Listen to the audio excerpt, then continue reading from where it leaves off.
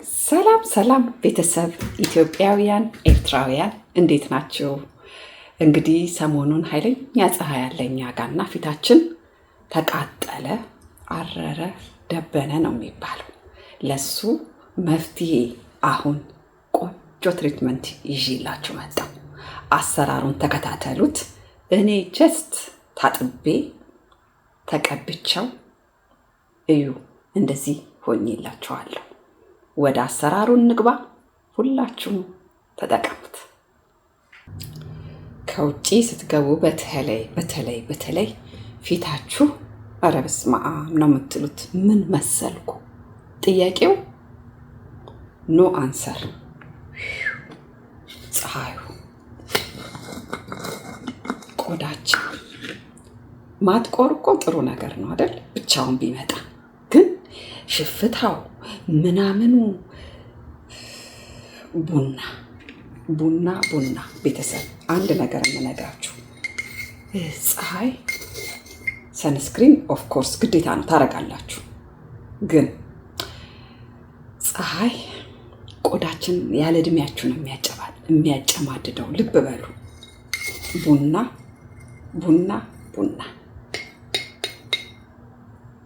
ቆዳ እንዳይሸበሸብ እንዳይጨማደግ የቦታክስን ኃይል አለው። ያውም ቦታክስ ቤተሰቦቼ ተወክተሹ ተጠቅጥቀሹ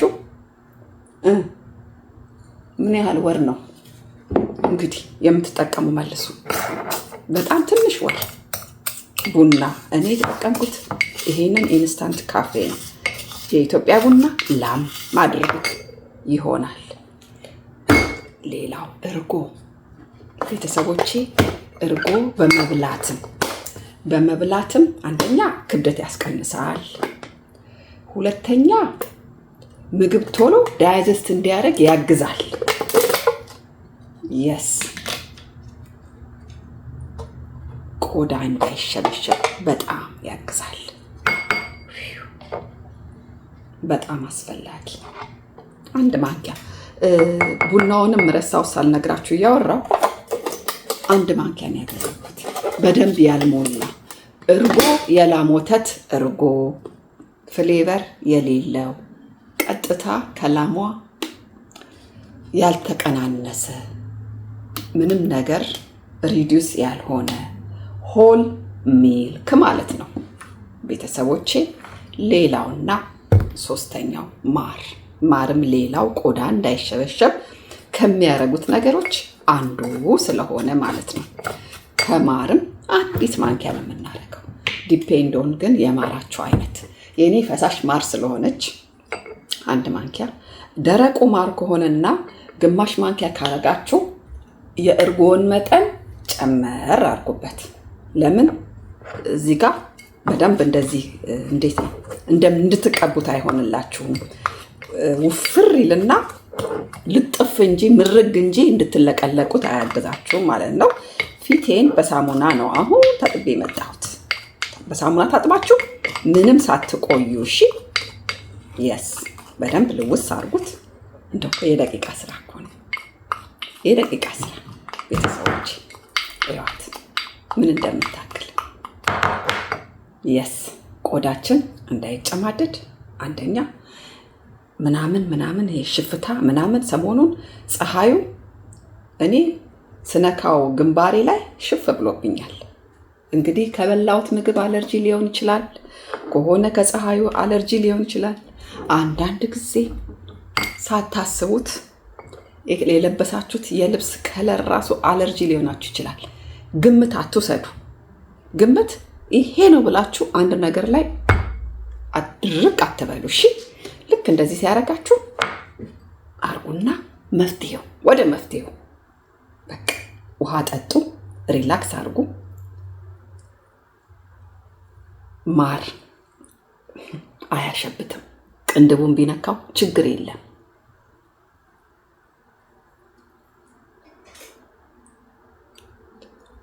እድሜ ልኬን ተቀባሁት። ቅንድቤ ላይ መጀመሪያ እኔ ነበርኩ የምሸብተው። እንኳን ቅንድቤ ላይ ፀጉሬ እዚህ ዳርዳሩ ላይ እኔ የሚያጣብቅ ነገር ከሌለው በስተቀር እንደፈለገኝ ነው እንደዚህ የምቀባው አዳርሼ። ዘ ኦንሊ ቲንግ አይናችሁ ውስጥ እንዳይገባ በጥንቃቄ። አፍንጫ በጣም ያስፈልገዋል። አፍንጫ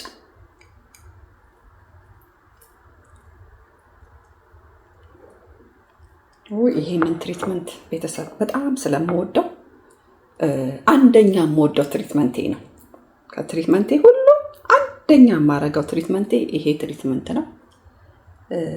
እኔ እችን ትሪትመንት በሳምንት 1 ቀን እጠቀማታለሁ። ለዚህ ነው ቆዳዬ እንደምታዩት እንዲያበራ ያደርገዋል። ቆዳችን ከእድሜ ጋር ብቻ ሳይሆን ወይ ኃይለኛ ብርድ ሲሆን ወይ ኃይለኛ ፀሐይ ሲሆን ይደርቃል። ይህንን ነግራችኋለሁ። ደግሞ ያው ነው የትኛውም ዓለም መካከለኛ ወይዘር የትኛውም ዓለም ኢትዮጵያም ቢሆን አንዳንድ ጊዜ ኃይለኛ ፀሐይ አለ። መጠቀም ግድ ነው። የትኛውም ዓለም ያላችሁ እሺ። በተለይ በአሁን ሰዓት እነ አውሮፓ እና አሜሪካ ተቃጥለዋል በፀሐይ። ፕሊስ ተጠቀሙበት። በተቻላችሁ መጠን ይሄንን ወደ ላይ አድርጋችሁ ከኋላም ተቀቡት እሺ። ግልጽ ያለ ልብስ ለበሱ። እንደዚህ አንገታችሁን በደንብ አንገት በጣም አስፈላጊ ነው። አንገትና ፊት እኮ ምንም መለያ የለውም። አንገት፣ ፊት፣ እጅ ሶስቱ እችን የቀረችውን እኔ እጄን ሶስቱ መለየት የለበትም፣ መማር አለበት። እጃችንም ማለት ነው። ለእጅም በጣም አሪፍ ነው። ተቀቡትና የምትችሉትን ያህል ደቂቃ እጃችሁ ላይ ማቆየት ማለት ነው። ሳትታጠቡ እስከምትታጠቡ ድረስ አቆዩት እንደዚህ እሺ። እንደዚህ ቡና አያጠቁርም ቤተሰቦቼ፣ ቡና አያጠቁርም። እንዴ ቡኒ ስለሆነ ቡኒ የሆነ ነገር ሁሉ ቆዳ ያጠቁራል ብላችሁ ከሆነ ተሸውዳችኋል። እሺ አያጠቁርም። ቴምፖራሪ ከለር ይሰጣችኋል ለጊዜው። ከዛ ስትታጠቡት ይሄዳል።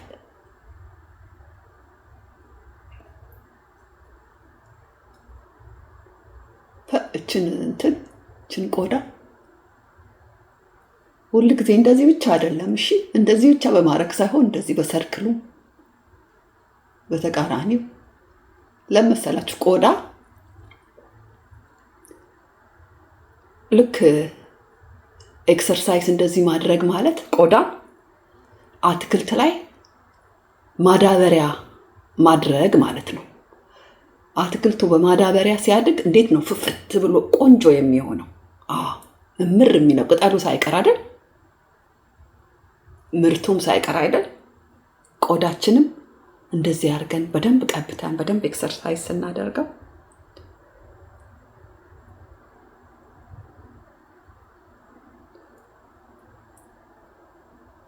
መቼም የቆዳ ነገር እኔ በፍጹም አይሆንልኝም። ከድሮም ጀምሮ በደንብ ነው መሰራላችሁ። እዚህ ጋር ባይዘዌ እዩት። ይሄ የሌባ ጣት እዚህ ስር አንገታች ምንድነው ጆሮ ስር እዚህ ጋር ሁለቱም ሌባ ጣት በሌባ ጣት ለመሰላችሁ እዚህ ጋር ልብ በሉ እስቲ። እዚህ ጋር ሰዎች ይሸበሸባል ቆዳቸው እዚህ ጋር እኔ አይቻለሁኝ። ኖ በእድሜያቸው አይደለም እመኑኝ። ስትረስ ራሱ እንቅልፍ ማጣት፣ ያለ እድሜ ኃላፊነት ውስጥ መግባት። ሪላክስ አድርጉ። እናንተ ኃላፊነት ውስጥ የምትገቡ ሰዎች የምትችሉት ነገር ላይ ግቡ እሺ። አንዳንድ ሰው ፈልጎ የሚያመጣው ኃላፊነት አለ። አንዳንድ ሰው ደግሞ በግድ የመጣበት ኃላፊነት አለ። በግድ የሚመጣበት ኃላፊነት ያው የቤተሰብ ኃላፊነት፣ ቤተሰብ ማገዝ፣ ብዙ ልጆች ካላቸው ከልጆች ጋር ከምናምን እንደሱን አይነት ኃላፊነት ኦኬ ነው። እሱንም ቢሆን ደግሞ እስከምትችዩ ድረስ እሺ። ከዛ የማትችዩን አትጨናነቂበት። ፈልገን ደግሞ የምናመጣው ስትረስ አለ። ከአቅማችን በላይ በክሬዲት ካርድ ስታፕ። የማትችሉት ዕዳ ውስጥ አትግቡ። የማትችሉት ዕዳ ውስጥ አትግቡ እሺ። አንዳንድ ሰው እውነቴን ነው የታዘብኩት፣ ካለ አቅሙ መክፈል የማይችለው ቤት ውስጥ ይገባና 2 ስራ 3 ስራ እየሰራ ቤቱን ኢንጆይ ካላረገበት ምን ዋጋ አለው አይደል? 2 ስራ 3 ስራ የምትሰራ ሴት እኮ እቤት ውስጥ የለችም።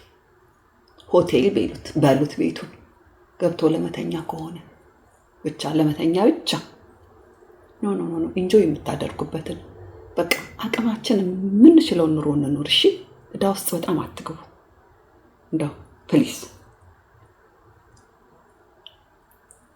ይሄንን 20 ደቂቃ ቆየዋለሁ የእጄን እስከምችለው 10 ደቂቃ 5 ደቂቃ ብትሆን ትጠቅማለች።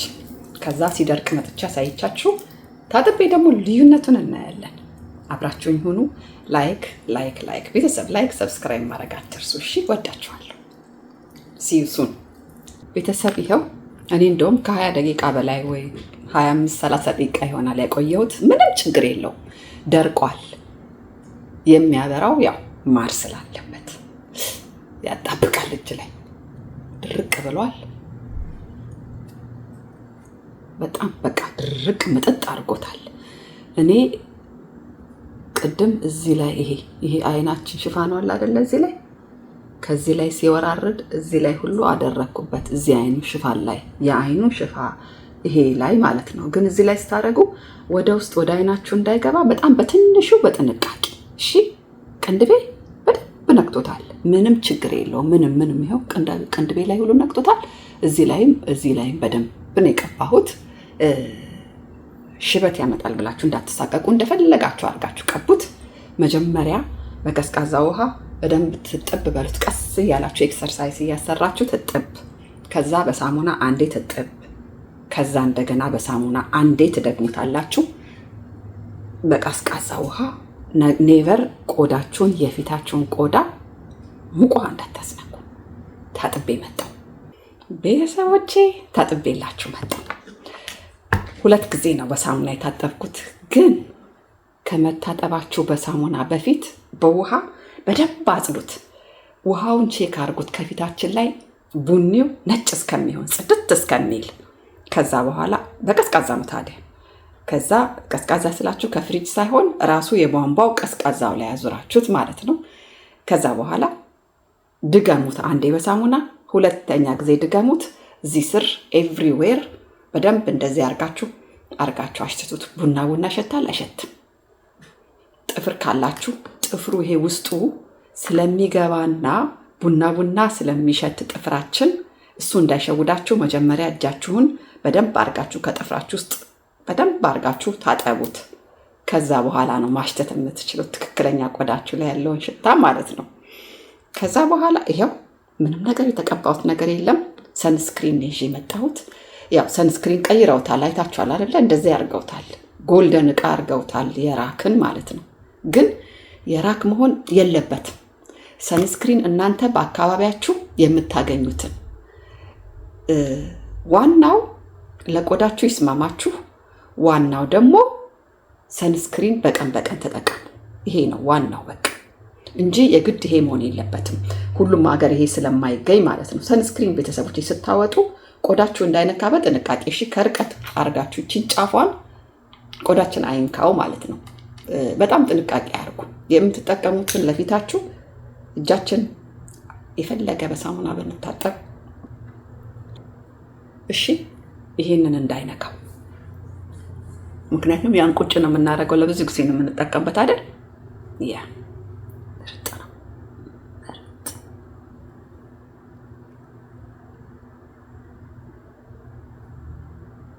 ቤተሰብ ተጠቀሙበት። ዋው! የሚገርማችሁ ራክም ወደው ጀስት ወዛ ያደርጋል እንጂ ነጭ ምርግ አይልም። ብዙ ጊዜ ሰንስክሪኖች ነጭ የሆኑ ምርግ ይላሉ አይደል? ያ ይሄ ግን አይልም። እንደምታዩት ነው። አንገታችሁ ከቤትም ብትወጡም ባትወጡ እሺ። ምክንያቱም ይሄ የራክ ሰንስክሪን አንደኛ ሞይስቸራይዘር አለው፣ ሁለተኛ ደግሞ አንቲ ሪንክል ይላል። አንብቡት። ለ3 ነገር የሚያግዘን ማለት ነው። ቤተሰቦች የተጠቀሙበት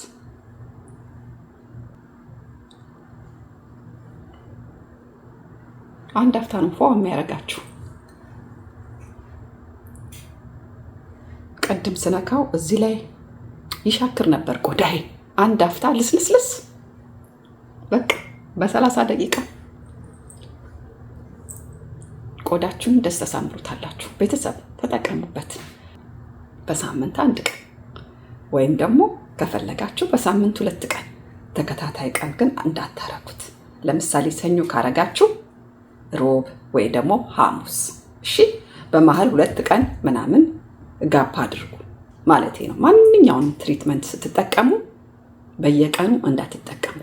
በመሃል 2 ቀን እየዘለላችሁ፣ እሺ። 2 ቀን ዘላችሁ መጠቀም፣ 2 ቀን ዘላችሁ መጠቀም። የተለያየ ትሪትመንት ደግሞ ብትጠቀሙ ቆዳችን ልክ እንደ ሆዳችን የተለያየ ነገር ይፈልጋል። ከፕሮቲን፣ ከቫይታሚን፣ ከሁሉ ነገር ቆዳችን ይፈልጋል። ከሁሉም ነገር የተለያየ ነገር ይፈልጋል። ወደ ሆዳችን እንደምናስገባው ሁሉ እዚህ ላይም ይፈልጋል። ስለዚህ የተለያየ ነገር ብትጠቀሙ ሞር ቤኔፊት አለው ማለት ነው። እሺ፣ ሁላችሁንም ወዳችኋለሁ። በሚቀጥለው እስከምንገናኝ ደህና ሁኑ። ባይ